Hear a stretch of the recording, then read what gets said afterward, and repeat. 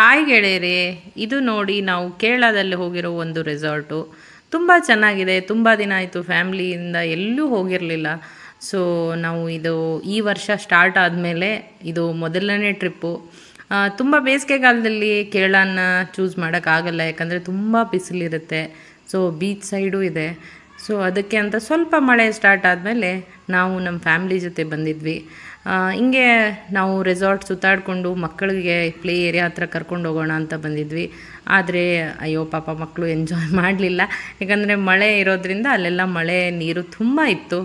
So ಅದಕ್ಕೆ ಅಂತ ರೂಮೆಲ್ಲ ನೋಡ್ಕೊಂಬರೋಣ, ಒಳಗಡೆ ಆ್ಯಂಬಿಯನ್ಸ್ ಹೆಂಗಿದೆ ನೋಡ್ಕೊಂಬರೋಣ ಅಂತ ಹಾಗೆ ಒಳಗಡೆ ಬಂದ್ವಿ. ಇಲ್ಲಿ ನೋಡಿದ್ರೆ ನನ್ನ ಮಕ್ಕಳು ತುಂಬ ಚೆನ್ನಾಗಿ ಆಟ ಆಡ್ಕೊಂಡಿದ್ರು. ಇಲ್ಲಿ ಹಲಸಿನ ಮರ, ಕ್ಯಾಶೋ ಮರ ತುಂಬ ಇದೆ.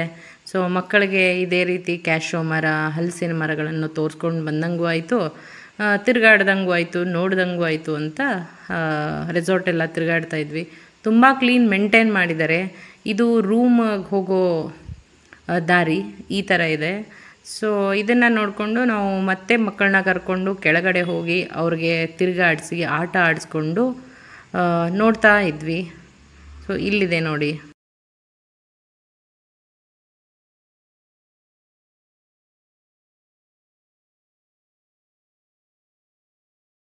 ಇನ್ನು ನಾನು ನೆಕ್ಸ್ಟ್ ನಿಮಗೆ ರೂಮ್ ತೋರಿಸ್ತೀನಿ ನೋಡಿ. ಒಳಗಡೆ ರೂಮು ಈ ಥರ ಇದೆ. ಸೊ ವಿಶೇಷ ನಾವು ಎಲ್ಲೇ ಹೋದ್ರೂ ರೂಮು, ಬಾತ್ರೂಮು, ಅವ್ರದ್ದು ಬಾಲ್ಕನಿನೋ ಎಲ್ಲದರದ್ದು ವಿಡಿಯೋ ವಿಶೇಷವಾಗಿ ನಾವು ಮಾಡ್ತಾ ಇರ್ತೀವಿ. ಯಾಕಂದರೆ ಬೇರೆ ಯಾರಾದರೂ ಹೋದರೆ ಅವ್ರಿಗೆ ಗೊತ್ತಾಗಲಿ ಯಾವ ಥರ ಇದೆ ಅಂತ. ತುಂಬ ಕ್ಲೀನ್ ಮೇಂಟೈನ್ ಮಾಡಿದ್ದಾರೆ. ಸ್ಟಾಫ್ ಎಲ್ಲ ತುಂಬ ಚೆನ್ನಾಗಿದೆ. ಬಾಲ್ಕನಿ ತುಂಬ ಚೆನ್ನಾಗಿದೆ. ಮಳೆಗಾಲದಲ್ಲಂತೂ ತುಂಬ ಚೆನ್ನಾಗಿ ಅನಿಸುತ್ತೆ. ಇನ್ನು ನೋಡಿ ಬಾತ್ರೂಮ್ ಈ ಥರ ಇದೆ. ತುಂಬ ಕ್ಲೀನ್ ಮೇಂಟೈನ್ ಮಾಡಿದ್ದಾರೆ.